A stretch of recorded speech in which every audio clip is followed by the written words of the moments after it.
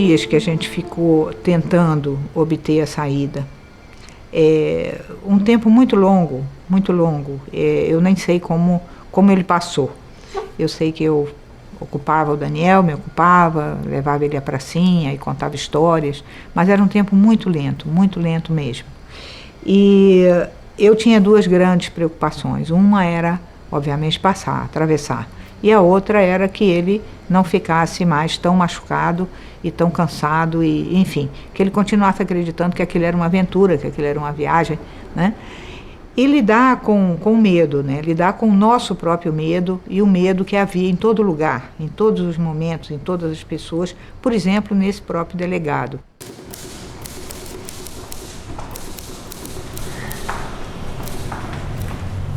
Oi lá, como vai?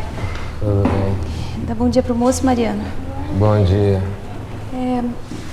Eu queria pedir pro senhor, encarecidamente, pro senhor confirmar lá em São Paulo as nossas identidades e ver que tá tudo certo conosco. Não tenho como voltar, não tenho dinheiro pra voltar pra São Paulo daqui, meu senhor. Eu não posso, só com visto, não tenho como fazer nada. Eu sei, mas o senhor tem família, o senhor tem compaixão. Eu não posso. A gente tem uma viagem muito longa, eu preciso, minha família tá toda me esperando, meu senhor. Por gentileza, eu não tenho como fazer nada. Por gentileza.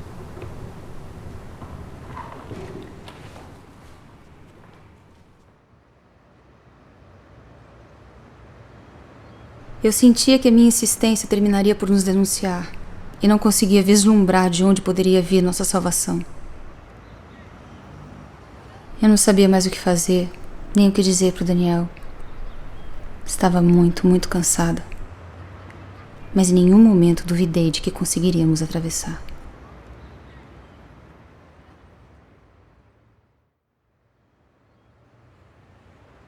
No 10º dia, o delegado não estava.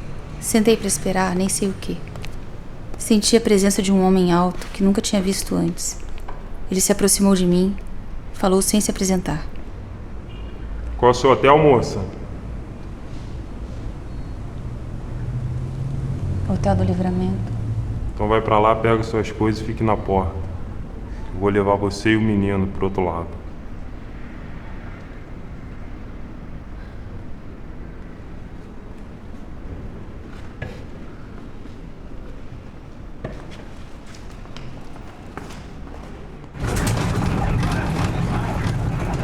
Em alguns minutos estávamos dentro de uma caminhonete que atravessou a cidade e uma ponte pequena sobre um rio que corria no fundo. Passamos o posto da fronteira, ele fez um sinal com a mão, o policial respondeu da mesma forma, sem olhar.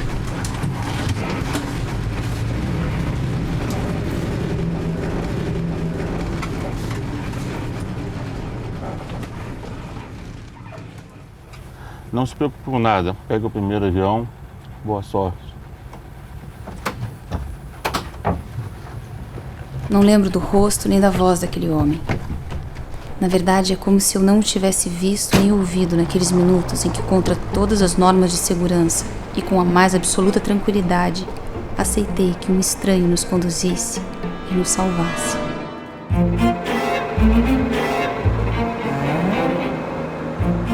Então nós pegamos o avião ali do outro lado da fronteira, já em solo argentino, e chegamos a Buenos Aires. E de Buenos Aires fomos a Mendoza. Em Mendoza descobrimos que não podíamos passar de novo. Agora, porque a gente não tinha o visto de entrada na Argentina. O funcionário argentino me disse que não ia me deixar passar de jeito nenhum, inclusive porque depois do governo de Allende, um monte de comunistas passavam por ali, que iam cortar o pescoço dele se ele me deixasse passar. Então eu decidi voltar a Buenos Aires para buscar o visto. Voltar a Buenos Aires parecia um absurdo, mas eu não arriscaria nada naquela fronteira tão vigiada. Daniel me olhava, perguntava quando chegaríamos. Estava tão cansado quanto eu. Já tínhamos vindo tão longe, cruzado tantos obstáculos, ganhado ajuda de onde menos esperávamos. Pensando nisso, tentava encontrar coragem.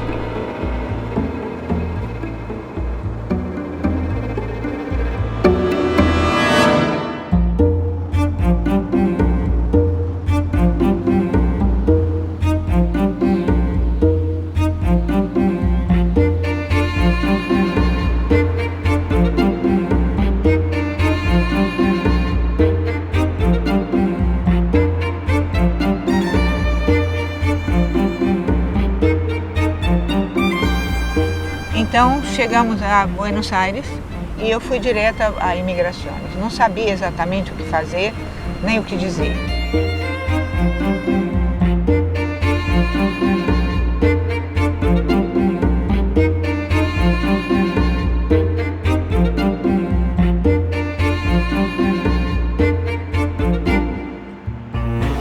No comprendo como una mujer y un niño cruzan la frontera y los funcionarios argentinos no timbran nada. Usted es brasileña, pero habla muy bien el español. ¿Dónde aprendió? No te preocupes, yo voy a dar el visa. En la ciudad donde ustedes entraron, nadie sabe cómo trabajar. Tome su visa. Bienvenida a Argentina. Gracias.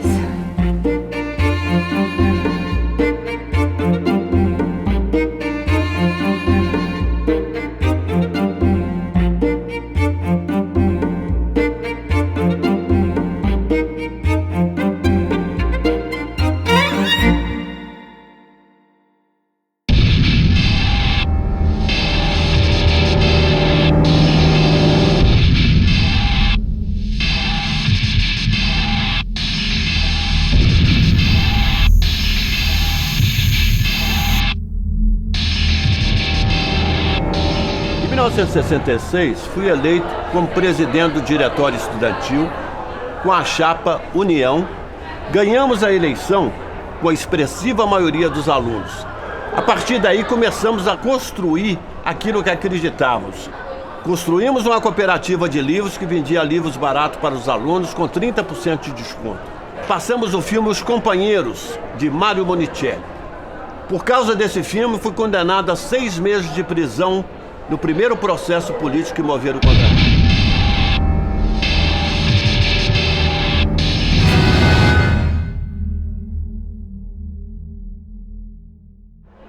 Fora isso, agitávamos politicamente. Construímos um mural que condenava a guerra do Vietnã e instruía os alunos a lerem notícias dos jornais, as quais colocávamos no mural.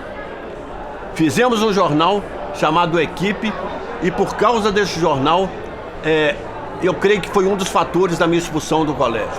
O reitor da época, professor José Guerra, me chamou à sua sala e disse que para publicar os artigos no jornal, ele teria que dar o visto. Então ele disse: professor Guerra, mas isso é censura, isso só acontece em países comunistas. O senhor diz que nós somos comunistas, mas o senhor adota uma postura que existe de censura nos países do leste europeu. Somos contra. O mural, a mesma coisa. O professor Guerra queria abonar todos os recortezinhos de jornal que fixávamos no mural. Fomos contra e sempre seremos contra porque prezávamos pela liberdade.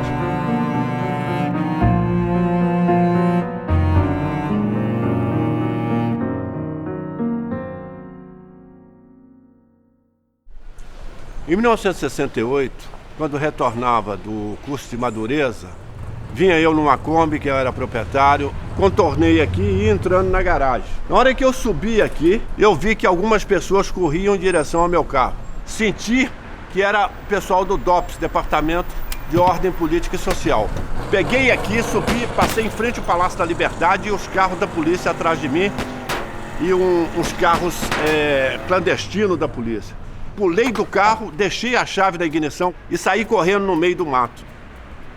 Subi mais um pouquinho, tinha uma senhora andando na rua e eu lhe falei: minha senhora, eu sou líder estudantil, estou sendo perseguido, me deram opção de tiro, me ajude. Ela falou: não, fica tranquilo, moço, vamos lá em casa, vamos tomar um café.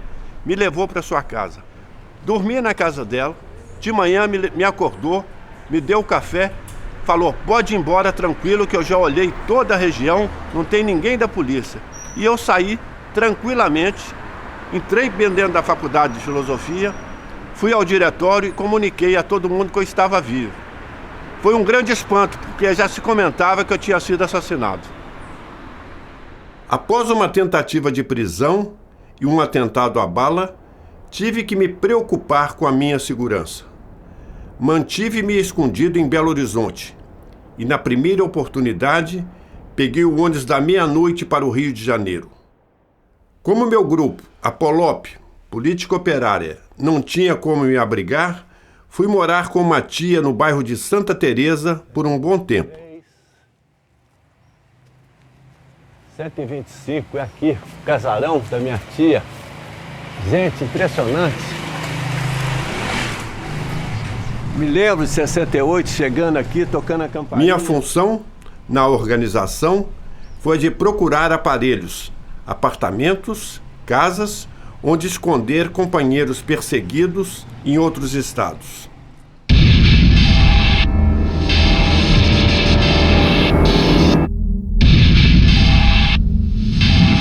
A organização política na qual eu militava, Colina, Comandos de Libertação Nacional, junto com o MNR, Movimento Nacionalista Revolucionário, da qual fazia parte o capitão Lamarck, planejou uma ação de grande envergadura aqui no Rio de Janeiro.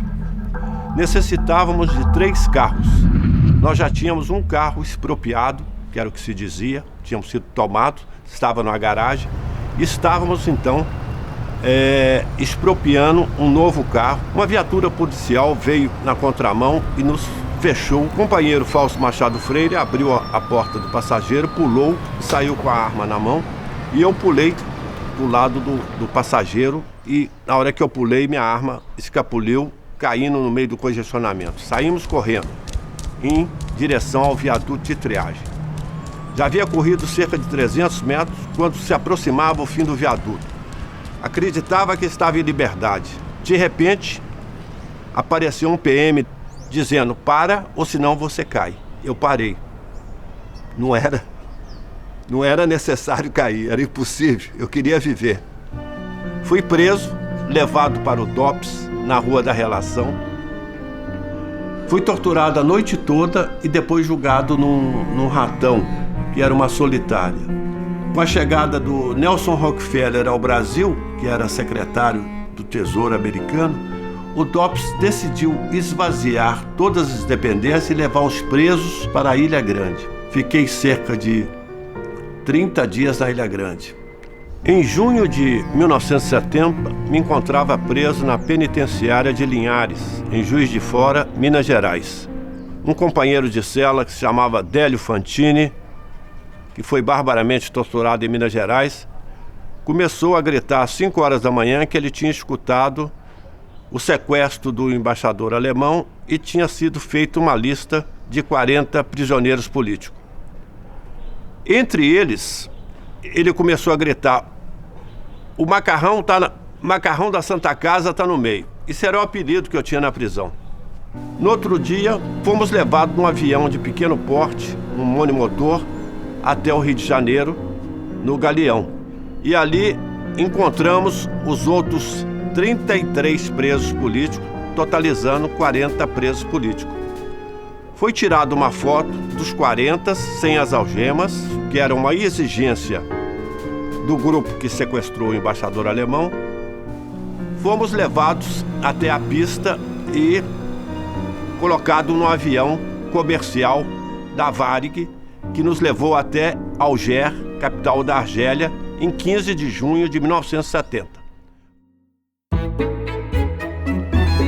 Ficamos cerca de 1 mês e meio em Alger, capital da Argélia, e fomos convidados pelo governo cubano para participar do 26 de julho, que é o Dia Nacional de Cuba, que é a tomada do quartel de Moncada. Fiquei em Havana cerca de 1 ano e meio. Saí de Cuba em 1972 com passaporte falso e me dirigi a Santiago, no Chile.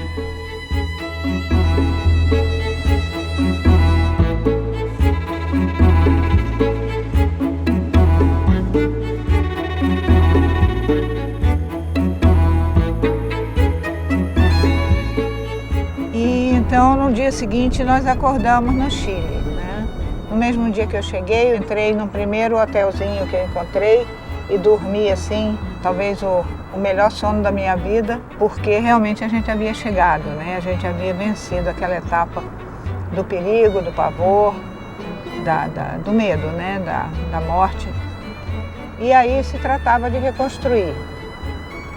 Conheci Marco, e nós então começamos a viver e a organizar as coisas. Temos alguns móveis na casa, assim, começar tudo de novo. Era aqui, Daniel, olha só. Os tijolinhos. Eu acho que era aqui. Ó o Marco. Opa! E aí? Tudo bom? Ei, Marco, tudo bom? Gente, olha os tijolinhos, só pode ser. Tá vendo?